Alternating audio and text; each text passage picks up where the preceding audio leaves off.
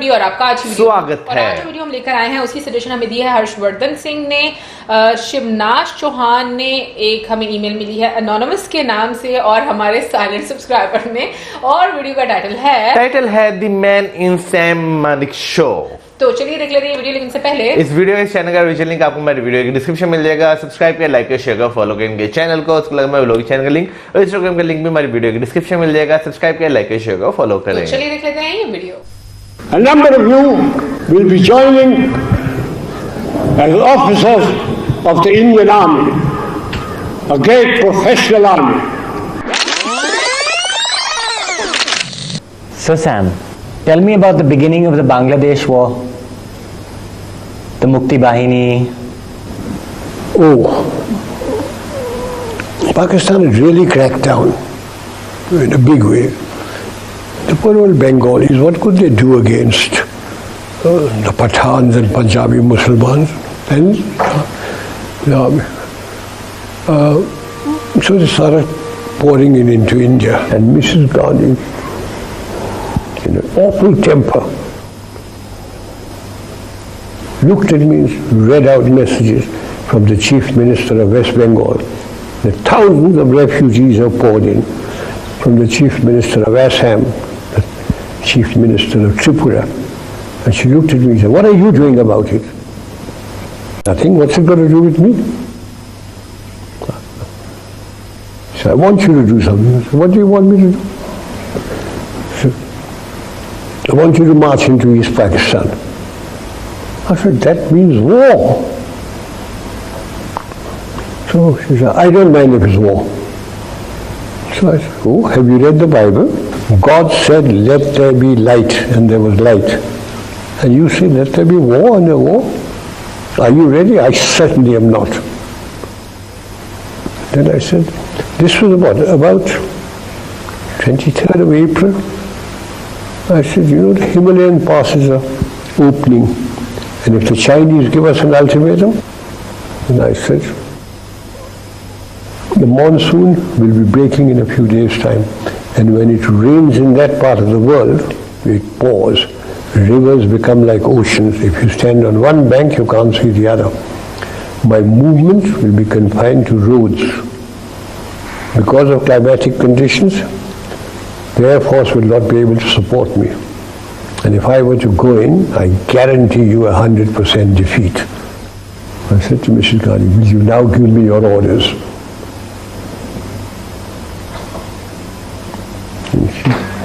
And then she, "All right, cabinet will meet again at 4 o'clock. So everybody started walking out, I being the junior one. A smile on my face as I was going out. She said, "Chief, stay behind." I said, "Prime Minister, before you open your mouth, shall I send in my resignation on grounds of health, mental or physical?" And she said, "Oh, sit down, Sam, tell me.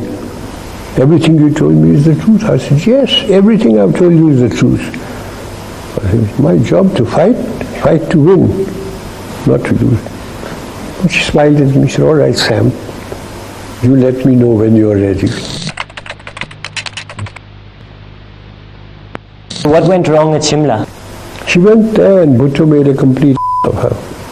See, I know I've just taken over from Yahya Khan. If I yield anything just now, they'll throw me out. Give me a chance. In 6 months' time, I promise you, everything will settle everything peacefully. She came back and she told me, I said, "He's made a monkey out of you."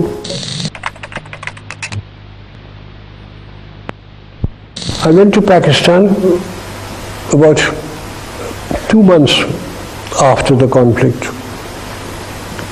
And they really gave me a first-class welcome. The governor, this was at Lahore, the governor invited me for lunch, gave me a martini before lunch, wines at lunch. And during lunch he said, "General, will you do me a favor?" So I said, "If I can, Mr. Governor, I will." I thought he was going to be asking me about some relation of it. He said, "My staff is outside. They want to shake hands with you." I went out, and there they were all lined up. About the 11th man took his pagri off and put it at my feet. So I picked it up. They gave it to me. ये क्यों आपने किया? कहता हजूर आप थे तो हम बच गए, मेरे 5 लड़के आपके कैदी हैं, उनकी चिट्ठी आती है कि आपने सबको कुरान शरीफ दी, वो लोग बैरक में सोते हैं, आपके जवान बाहर सोते हैं, वो लोग चारपाई पे सोते हैं, आपके जवान ज़मीन पे सोते हैं, आप जब जाते हैं हाथ मिलाते हैं सबके साथ, लंगर में जाकर खाना टेस्ट करते हैं. And he turned around, the governor was with me. अब हम कभी नहीं मानेंगे साहब कि हिंदू खराब है.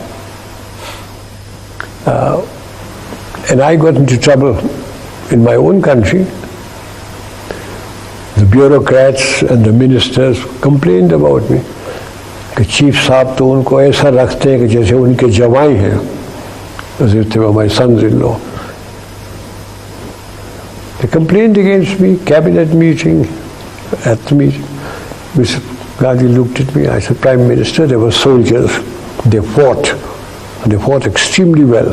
They lost. And I'm looking after the soldiers. No, I've forgotten all about the war and everything. Sam, what was your greatest achievement in the army? Do you know, from the rank of second lieutenant to field marshal, I have never punished a man. My adjutant general, when I was the chief, and my judge advocate general used to get wild. Court martial proceedings would come to me. If they said not guilty, I'd sign. If they said guilty and punished, I'd take the file home, I'll look at it, I'll say, no, I think witness number 3 has lied, it's the so-and-so thing. And they say, how can we maintain discipline with you as the army chief? You're not punish. How can you damn chaps sit in Delhi with your wives and your children in lovely homes, and you forget what those chaps are going through?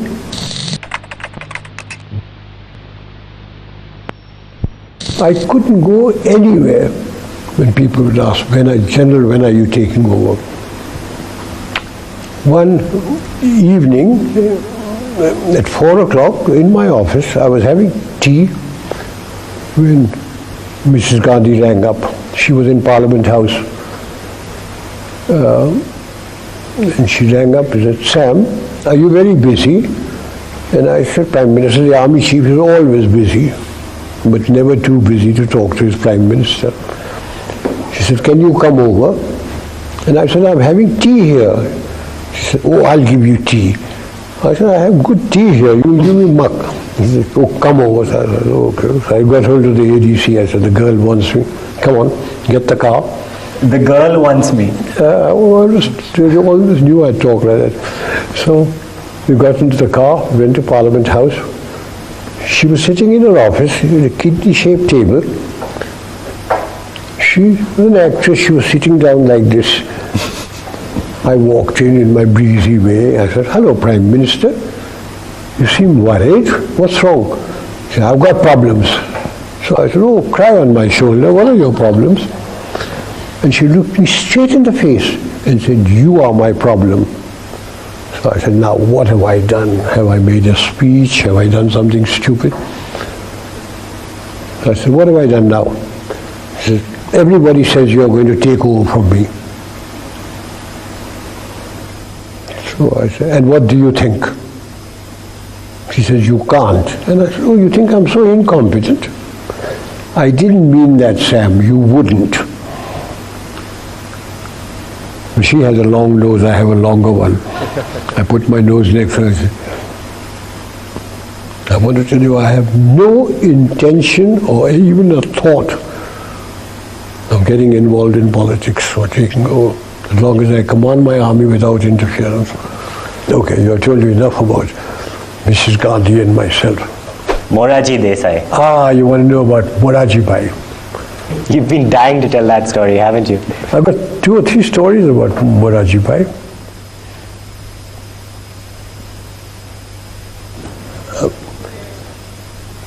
When I became Army Chief, Moraji Bhai was the Finance Minister in Mrs. Indira Gandhi's cabinet. Then he became Prime Minister. Mr. Gandhi lost the election, he became Prime Minister. One day he said, I believe you drink. So I said, yes, I have. You mustn't drink. Very bad for you. So I said, Prime Minister, I come to my Prime Minister, he said, you mustn't drink. I go to a party and I talk to a pretty girl, my wife says, you mustn't talk to her. I'm a field marshal, is life worth living? He said, your wife is quite right. Drinks and pretty girls will ruin you. I said, they haven't ruined me so far.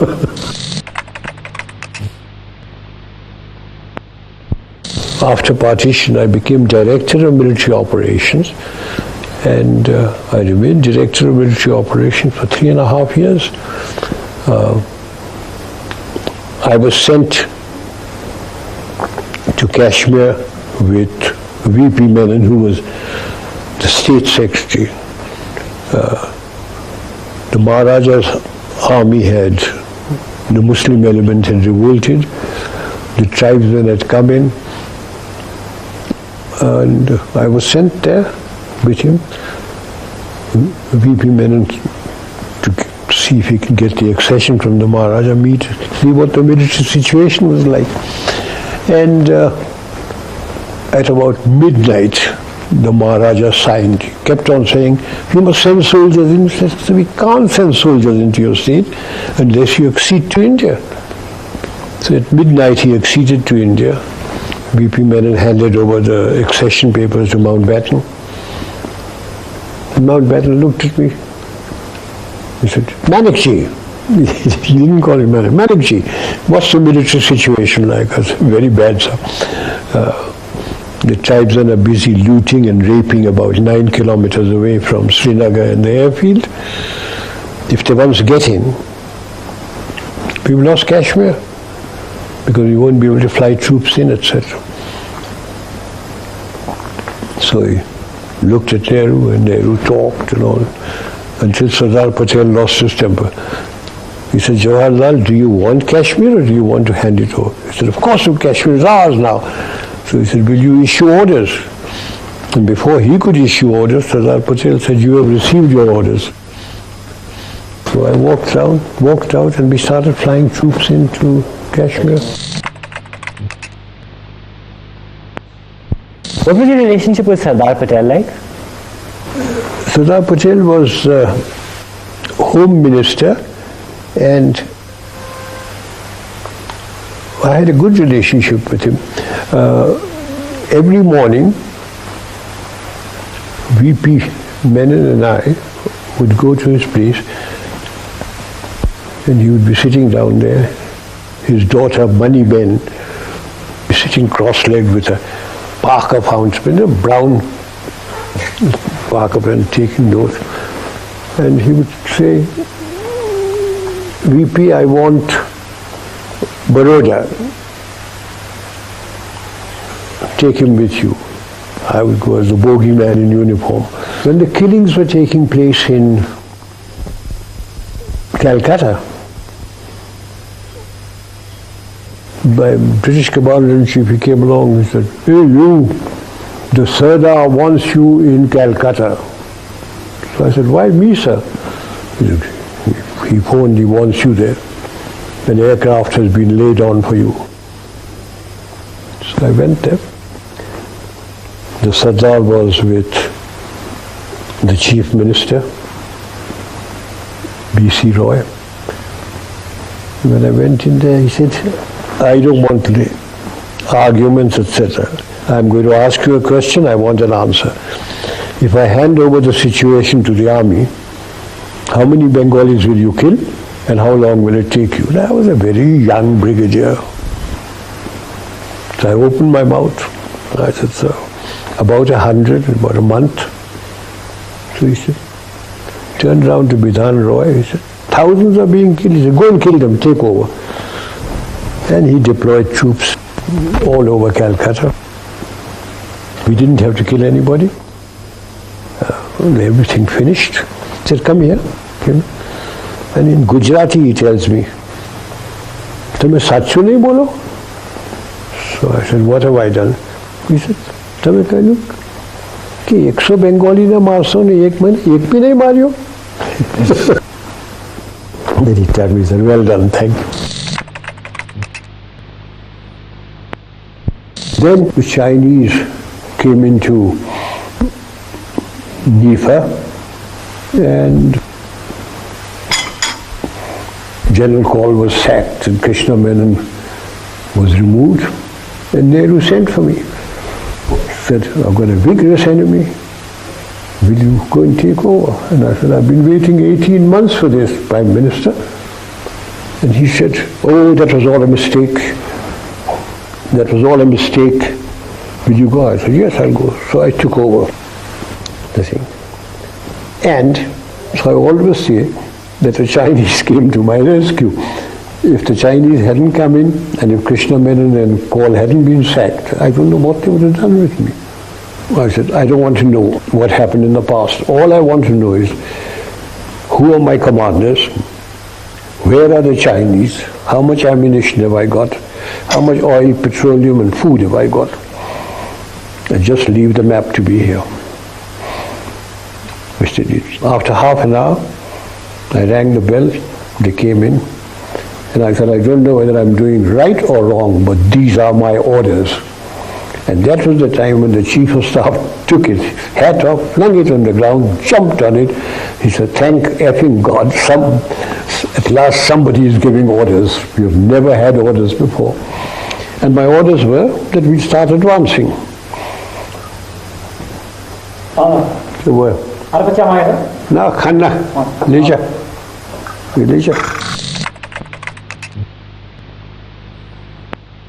So Sam, tell me about when you joined the Gurkhas. Oh Lord.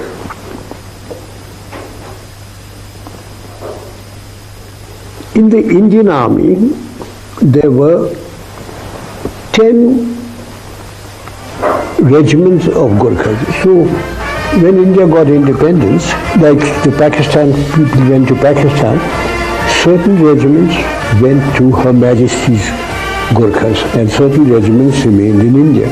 But there was a treaty between the King of Nepal and the British government that all Gurkha regiments would be officered by British officers. So when the British officers left, there had to be some Indian officers. So I was the first Indian to be posted to a Gurkha regiment. I, having been with the Frontier Force Regiment, now became a Gurkha. What year was this? 1947. 1947. And I met a Gurkha sentry. I looked at him and I said, asked him, Tera naam kya hai? And he said, Har ka Bahadur Guru. Then I looked at him, Mera naam kya hai? And he thought and he said, Sam Bahadur. I became Sam Bahadur.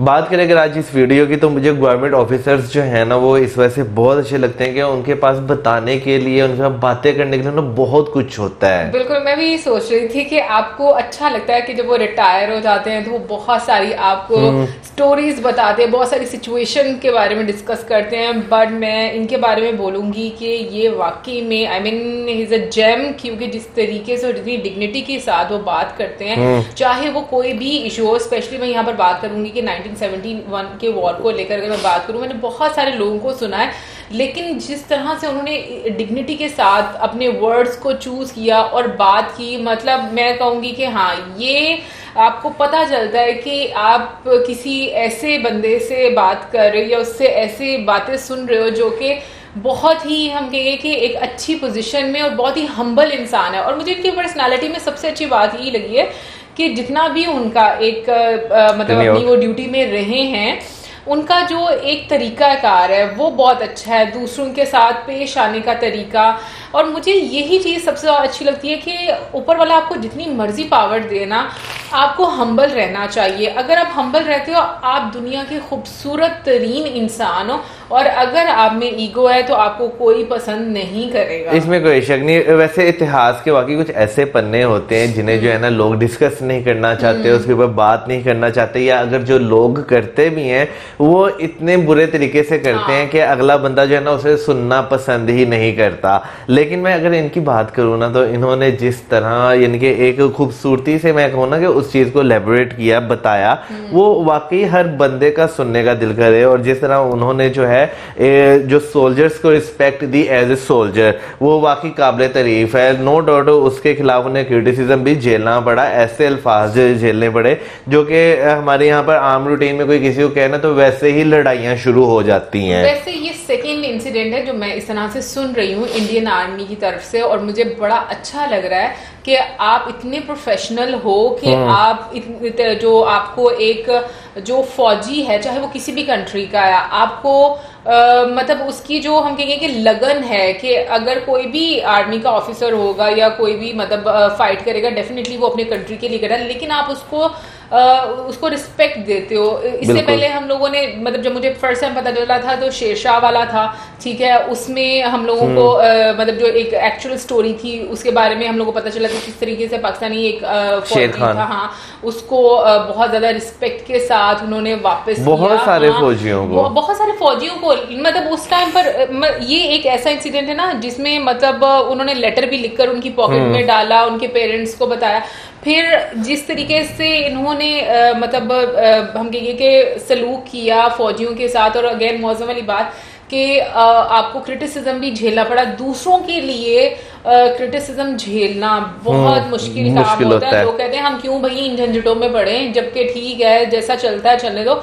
लेकिन मैं कहूँगी कि मुझे सच में बहुत अच्छा लगा इनको सुनकर, और ऐसे इंसान के लिए दिल से रिस्पेक्ट आती है कि आपको ना ऐसी पर्सनालिटीज को मिलकर खुशी होती है।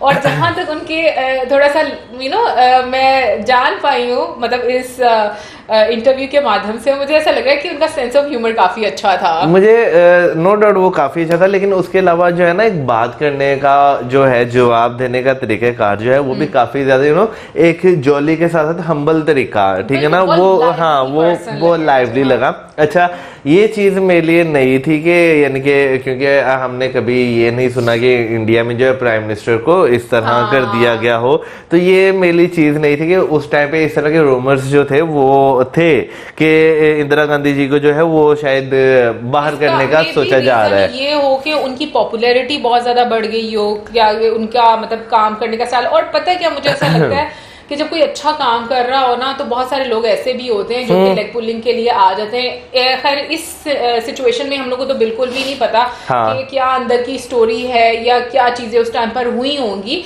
बट आई थिंक इनसिक्योरिटी आपको शायद कहीं ना कहीं पर किसी पर्सन से मे भी होना शुरू हो जाती है जब आपको उसका काम जो वो ज्यादा नजर आना शुरू हो जाता है कि हाँ ज्यादा लोग जो उनको अप्रिशिएट कर रहे हैं। और जिस तरीके से हमने उनका एक मतलब करियर देखा है ब्रिटिश टाइम से लेकर मतलब आई थिंक 2004 में 1934 से लेकर 2008 तक वो सर्विस में रहे हैं। हाँ, तो एक लंबा यानी कि आप कह लेंगे उन्हें ये 2008 में उनकी जो है डेथ भी हो गई थी, तो आप कह लेंगे उन्होंने लगभग अपनी पूरी जिंदगी यानी कि 20 साल की एज में जो है वो आए हैं आर्मी में, और 74 साल उन्होंने आर्मी में जो है अपनी सर्विसेज दी हैं। तो एक काफी लंबा अरसा आप कह ले वाकई एक पूरी जिंदगी जो है उन्होंने सर्व की है आर्मी में। मुझे तो वैसे ना एक और चीज ही बड़ी इंटरेस्टिंग लगी कि जिस तरीके से मतलब वो इतनी इंटेंस सिचुएशन को भी ऐसे थोड़ा लाइटली करने की बात करते हैं ना, तो वो भी मुझे लगता है कि हर किसी के बस की बात नहीं होती, इसमें कोई शक नहीं। जो इतने आपको हायर ऑफिशियल जो नजर आते हैं, मुझे लगता है शायद उन लोगों की जो डिफरेंट सिचुएशन देख के इस तरह की ट्रेनिंग हो जाती है कि उनको हैंडल करने आ जाती हैं चीजों को। और एक चीज जो मैं कहती हूँ कि जो आम पब्लिक के इमोशन होते हैं ना वो सबसे ज्यादा प्योर होते हैं। कि जैसे वो पाकिस्तान आए, गवर्नर हाउस में गए, उनको मतलब लंच था, और फिर जैसे बाहर लोग उन्होंने बोला कि आपसे कुछ मिलना चाहते हैं, और उन्होंने अपनी पगड़ी उतार के उनके पैरों में रख दी। ये बहुत बड़ी बात है क्योंकि मतलब पाकिस्तान में अगर मैं देखूं तो बहुत सारी साइड पर पगड़ी को एक बहुत सम्मान, पाकिस्तान में हमारे इंडियन सब कॉन्टिनेंट में खासतौर पर नॉर्थ इंडिया वाली साइड पे भी पगड़ी जो है उसे एक बहुत रिस्पेक्ट की नजर से देखा जाता है। बिल्कुल, तो मतलब ये एक ऐसा कल्चर है जहां पर पगड़ी अगर आप किसी के सर पे रखते हो तो इट मीन्स कि आप उसको बहुत ज्यादा ऑनर कर रहे हो। बिल्कुल। अभी तो यहाँ पे ट्रेंड जो है वो तो बिल्कुल बदल चुके हैं ना पगड़ी पहनने का। इंडिया में अगर अभी भी आप शादियों पे देखें तो पगड़ी जो है वो पहनी जाती है। यहाँ पे तो पता नहीं अब ट्रेंड रहा है या नहीं रहा, बट ये कि ओवरऑल मुझे बहुत अच्छा लगा इस वीडियो को देखकर। और बस मुझे ये थोड़ा आ रहा था कि मुझे लग रहा था कि ये इंटरव्यू थोड़ा और आगे मेरा ख्याल में है, लेकिन हम लोगों ने बस इतना ही देखने को मिला है हमें देखने को मिला है। तो अगर इसका कोई सेकंड पार्ट भी है तो वो भी हमारे साथ जरूर शेयर कीजिएगा। और इसी के साथ हमारे video like, subscribe, share, good bye.